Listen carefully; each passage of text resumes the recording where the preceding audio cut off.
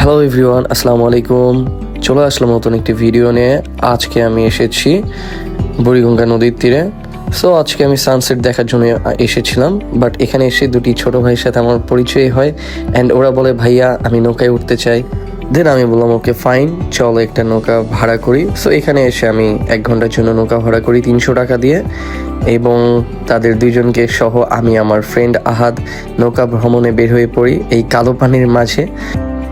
সানসেটের টাইমে আমি নৌকাতে এই দুটি ছোট ভাইয়ের সাথে আমি গল্প করছিলাম তাদের লাইফস্টাইল সম্পর্কে, তারা কোথায় লেখাপড়া করে, কোন ক্লাসে পড়ে, তাদের দুজনের মধ্যে সম্পর্ক কী। অ্যান্ড আমি জানতে পারি তারা দুজন মামা ভাগ্নে।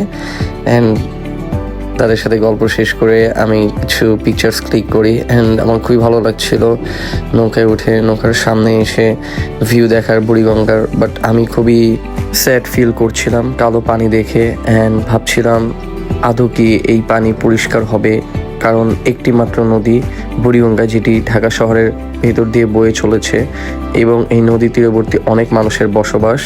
দেন আমি আমার ফ্রেন্ড আহাদ ভাবলাম এত সুন্দর ওয়েদারে গান না গাইলে কি হয়। সো আমরা দুজন মিলে গান গাওয়া স্টার্ট করলাম। দূরে সরে যাও রবে আমার, স্তব্ধ সময়টাকে ধরে রেখে স্মৃতির পাতায় শুধু তুমি আমার। গান গাওয়া শেষ করতে আমি একটি ভিডিও করছিলাম অ্যান্ড ওই ভিডিওতে দেখছিলাম যে একটি নৌকা এবং আরেকটি নৌকা মুখোমুখি সংঘর্ষ হতে চলেছে, এবং তা দেখে আমি খুবই ভয় পেয়ে যাই। কিন্তু না, পরিশেষে সেটি হয় না, কজ নৌকার চালকরা খুবই দক্ষতার সাথে নৌকা চালায়, এখানে নদী পারাপার করে এবং ওই পারের মানুষ এই পারে আসা যাওয়া করে এই নৌকাগুলোর মাধ্যমে।